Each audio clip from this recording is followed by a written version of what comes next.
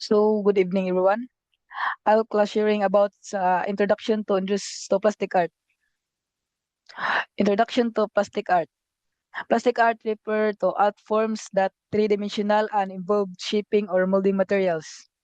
This category includes sculptures, ceramics, and architecture. Unlike graphic art, which are flat, plastic art use volume and shape to create piece that can be experienced from multiple perspective. So, introduction sa plastic art, kini nga art nga nagporma na siya og three-dimensional nga involve og shaping or molding materials. Plastic art are 3D art forms like sculpture and skills and architecture. Mo involve ni siya og depth and volume, no? So, example sa plastic art kay kan Heritage of Cebu Monument. Next is architecture. Architecture is the art and science of designing and constructing buildings and other physical structure. It involves a deep understanding of engineering principles combined with artistic creativity to design function and visual appealing space. So, architecture is more designing residential homes to large public buildings. Architecture kay kan design building and structure, it makes art and engineering to create space that look great and work well. So, of nakita mo sa kuan sa inyo tuo ay kuan siya. Example na siya sa kuan architecture. Ang example sa architecture kay ang kuan condominium, malls like SM, house and lot ug uban pa.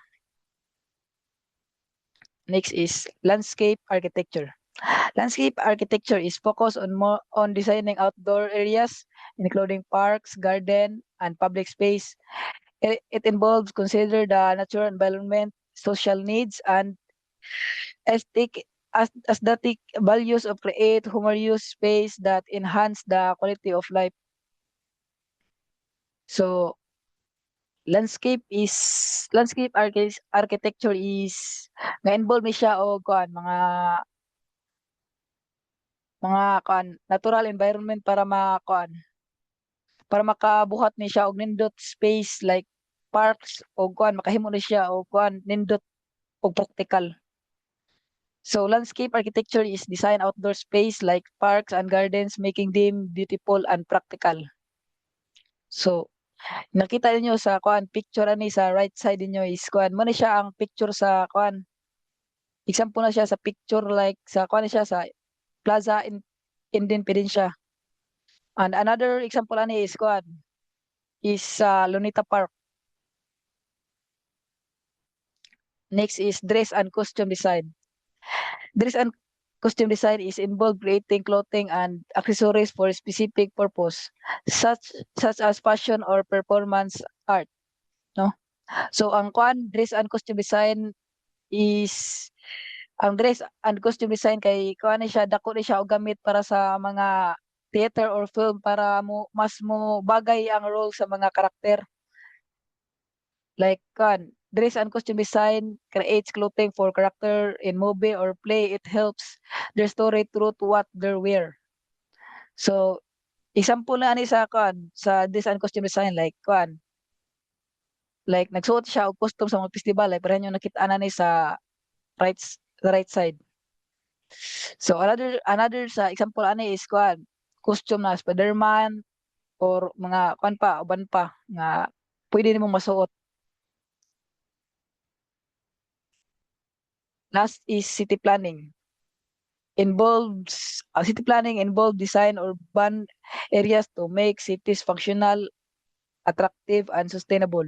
This include the management of buildings, public space, transportation system, and im- amenities. So city planning, so kini mao ni siya ang mga kuan sa agreement sa mga buildings public space o transportation system ug ban pa.